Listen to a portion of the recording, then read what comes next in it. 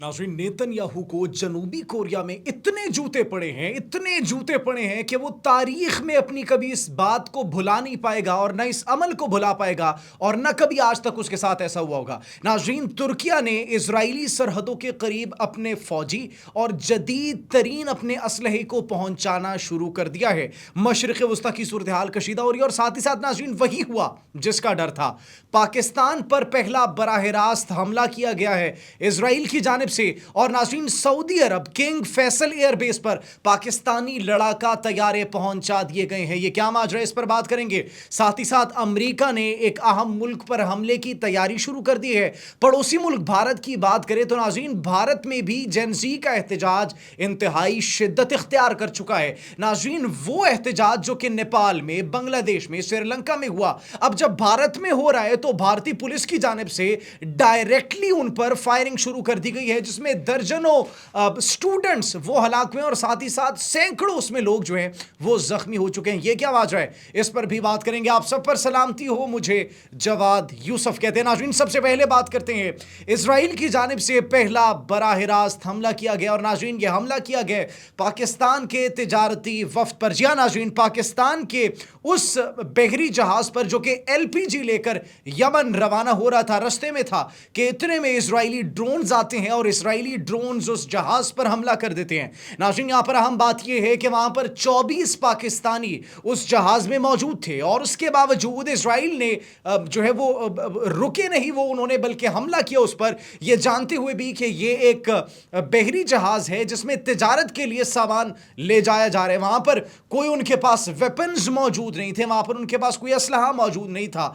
उसके बावजूद मासूम सिविलियंस पर एक तिजारत बरदार बहरी जहाज पर हमला करना इजराइल की जंगी सोच को, उनकी इंतहा पसंदाना सोच को पूरी दुनिया के सामने वाज़े करते हैं। लेकिन नाज़रीन पाकिस्तानी फौज के क्या कहने, पाकिस्तानी फौज ने बरवक्त कार्रवाई की, बरवक्त इक़दामात उठाए और सबसे पहले अपने उन 24 पाकिस्तानियों की जिंदगियों को महफूज बनाया, उन्हें बरवक्त वहां से जो है शिफ्ट किया। और इसके बाद नाज़रीन किंग फैसल एयरबेस पर सऊदी अरब में पाकिस्तानी लड़ाका तैयारे पहुंच चुके हैं। नाज़रीन एसएमडीए स्ट्रेटेजिक म्यूचुअल डिफेंस एग्रीमेंट जो हमारा सऊदी अरब के साथ हुआ, उसके बाद ये पहला बराह रास्त हमला था जो कि इजराइल की जानिब से किया गया और पाकिस्तान के इसमें मौक़िफ़ बड़ा वाज़े आया कि हाँ ये हमला किया गया है और हमने अपने जहाज, अपने लड़ाका तैयारे भी सऊदी अरब पहुंचा दिए हैं अपने तिजारत बरदार जंगी और बहरी जहाज़ों के लिए और साथ ही साथ अपने अवाम के लिए, अपने पाकिस्तानियों के तहफ़्फ़ुज़ के लिए।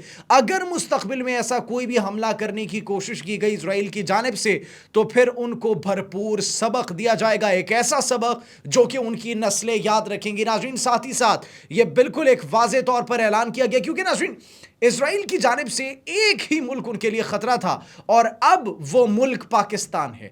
पाकिस्तान से पहले भी उनको खतरा था। नेतन्याहू कई बार इस बात को बारहा कह चुके हैं कि हमें एक ही रियासत से खतरा है, हमें एक ही मुल्क से खतरा है, क्योंकि ये मुल्क जो है, ये रियासत है, इनका नजरिया जो है, हमें उस नजरिए से खतरा है, हमें उस आइडियोलॉजी से खतरा है, क्योंकि पाकिस्तान बना है ला इलाहा इल्लल्लाह मुहम्मदुर रसूलुल्लाह दीन के नाम पर, कलमे के नाम पर। और नाज़रीन उसी से, उसी आइडियोलॉजी से इनको एक बहुत बड़ा खतरा है नेतन्याहू को। दैट्स द रीजन वो माजी में कई दफा कह चुके हैं कि पाकिस्तान से उनको खतरा है। अभी जब उन्होंने कार्रवाइयां अपनी तेज की, गजा के अंदर जो नस्लकशी का सिलसिला वो उनकी जानिब से तेज किया गया, मासूम फलस्तीनियों को जो निशाना बनाया गया, फिर नाज़रीन उसके बाद उन्होंने कतर पर जो हमला किया तो उन्होंने कहा दुनिया को हमारा शुक्रिया अदा करना चाहिए। जिस तरीके से अमेरिका ने दहशतगर्दी को खत्म करने के लिए अफगानिस्तान पर हमला किया, जिस तरीके से उसामा बिन लादेन को खत्म करने के लिए अमेरिका ने पाकिस्तान के अंदर ऑपरेशन किया, पाकिस्तान का फिर से जिक्र किया, तो हमारा तो दुनिया को जो है वो शुक्र अदा करना चाहिए कि हमने फ़लस्तीनी मज़ाहिमती तंजीम हमास पर, उनकी आला क़यादत पर हमला किया क़तर में। लेकिन वो ये बात भूल चुके थे कि उनका पाला किस मुल्क से पड़ा है, किस कौम से पड़ा है। नाज़रीन पाकिस्तानी कौम, पाकिस्तानी फ़ौज तो मुकम्मल तौर पर तैयार है कि ये पहले शुरुआत तो करे, उसके बाद देखा जाएगा कि इनके साथ क्या सलूक होता है। और नाज़रीन पाकिस्तानी मिलिट्री इस वक्त मुकम्मल तौर पर तैयार है। नाज़रीन साथ ही साथ बड़ी खबर एक ये भी है कि तुर्किया ने अपने फ़ौजियों को اپنے کمانڈرز کو اور ساتھ ہی ساتھ اپنی ملٹری ویپنز کو اسرائیل کی سرحدوں کے قریب پہنچانا شروع کر دیا. جی ہاں ناظرین, وہاں پر بڑے پیمانے پر نقل و حرکت اس وقت ہو رہی ہے اور کہا جا رہا ہے کہ اسرائیل کو کارنر کرنے کے لیے کوئی اقدامات کیے جائیں گے. ہم نے آپ کو بتایا تھا کہ مصر کے ساتھ ترکیہ کی اس وقت جو بحری مشقیں ہیں ان کا آغاز ہو چکا ہے. مصر کی جانب سے وہ جو قراردادوں اور وہ جو ان پر پریشرائز کرنے کے لیے جو ایک پیکٹ ایگریمنٹ سائن کیا گیا تھا, اس کے تحت جتنی فوجیں انہوں نے اسرائیل کی سرحدوں کے قریب تعینات کرنی تھی, 4 گنا زیادہ فوجیں اسرائیلی سرحدوں پر ان کی جانب سے تعینات کی گئی. اب ترکیہ کی فوجی اور ترکیہ کے ویپنز بھی اسرائیلی سرحدوں کے قریب پہنچ چکے ہیں. تو ناظرین کچھ بڑا ہونے والا ہے اور ساتھ ہی ساتھ پاکستانی طیارے بھی سعودی عرب پہنچ چکے ہیں. تو ناظرین یہ وہ صورتحال ہے جو کہ اس وقت مشرق وسطیٰ میں تازہ ترین ہمیں دکھائی دے رہی ہے. ساتھ ہی ساتھ ناظرین اگر جنوبی کوریا کی بات کی جائے, نیتن یاہو کو صرف اس کے گھر میں رسوائی کا سامنا نہیں کرنا پڑا, بلکہ جنوبی کوریا کے اندر جتنے جوتے نیتن یاہو کو پڑے ہیں, جتنی مار نیتن یاہو کو پڑی ہے, شاید تاریخ میں اتنی مار کبھی نہیں پڑی ہوگی. ناظرین جنوبی کوریا کی عوام نے ایک بڑے پیمانے پر مظاہرہ کیا, احتجاج کیا اور نیتن یاہو کی پالیسیز کے خلاف اور ساتھ ہی ساتھ ناظرین اسرائیل کے جنگی جرائم کے خلاف جو ہے انہوں نے اپنی آواز بلند کی. فلسطینیوں کے حق میں انہوں نے یہ احتجاج کیا اور ساتھ ہی ساتھ نیتن یاہو کے بورڈز جو انہوں نے اور وہ جو پلے کارڈز جس پر نیتن یاہو کی تصاویریں جو ہیں وہ شائع کی گئی تھی, ان کو پورے چوک میں کھڑے ہو کر جنوبی کوریا کی عوام کی جانب سے جوتے مارے گئے.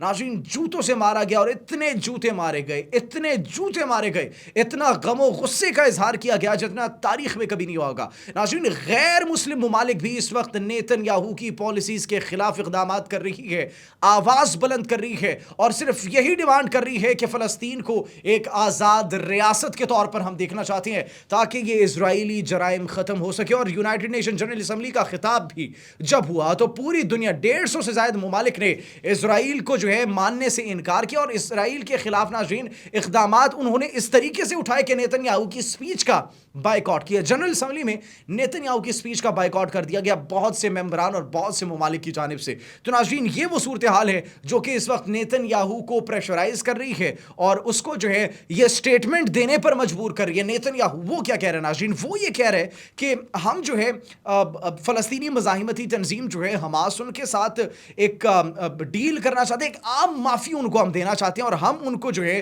وہ محفوظ راستہ دے رہے ہیں. لیکن ناظرین آپ کے یہاں پر سوال یہ پیدا ہوتا ہے, کیا واقعی میں یہ انہیں محفوظ راستہ دے رہے ہیں؟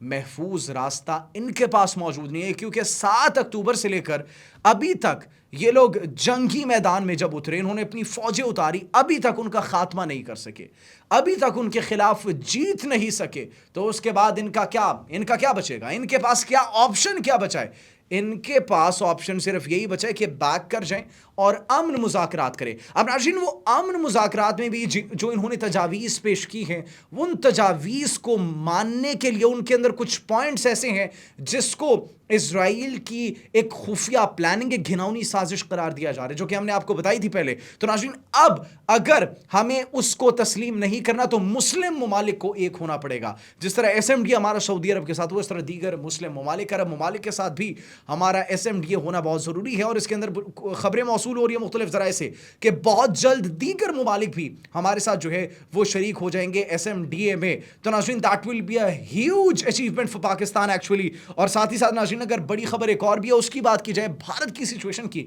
تو ناظرین لداخ میں اس وقت سچویشن انتہائی کشیدہ ہے, انتہائی حالات وہاں پر خراب ہے.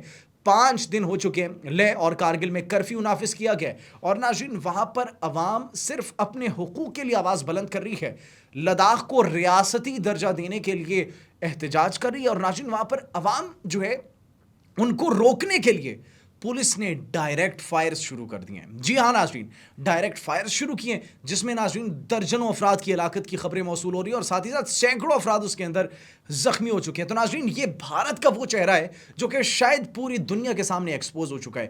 وہ بھارت جو کہ جین زی کے احتجاج کو بڑھاوا دے رہا تھا, سپورٹ کر رہا تھا نیپال میں, بنگلہ دیش میں, سری لنکا میں, اب جب ان پر خود آئی ہے تو ان کے خلاف اس طریقے کے اقدامات, ڈائریکٹلی ان پر گولیاں چلانا, یہ کہاں کا قانون ہے, یہ کہاں کا انصاف ہے؟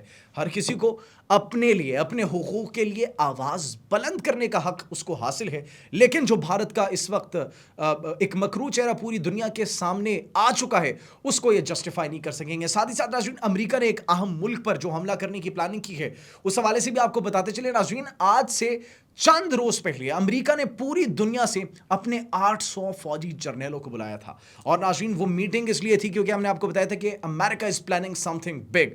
وہی ہوا، وینزویلا پر حملہ کرنے کی پوری تیاری ہو چکی ہے، اور ڈونلڈ ٹرمپ کی جانب سے جو اسٹیٹمنٹ دی گئی تھی کہ یہ وہ ملک ہے، یہ وہ جگہ ہے جہاں سے ڈرگز اور نشہ آور ادویات اور مختلف قسم کے نشے جو ہے وہ لائے جاتے ہیں غیر قانونی طور پر، اور یہ ہماری نوجوان نسل کا اور ساتھ ہی ساتھ ہماری عوام کا کافی حد تک جو ہے ان کو نقصان پہنچا رہی ہے۔ اسی لیے انہوں نے اب صرف اعلان جنگ نہیں کیا بلکہ تیاری پوری کر لی ہے، تو عین ممکن ہے کہ آئندہ آنے والے 24 سے 48 گھنٹوں میں باقاعدہ طور پر اس کا اعلان بھی کر دیا جائے۔ ناظرین، آپ اس بارے میں کیا سوچتے ہیں؟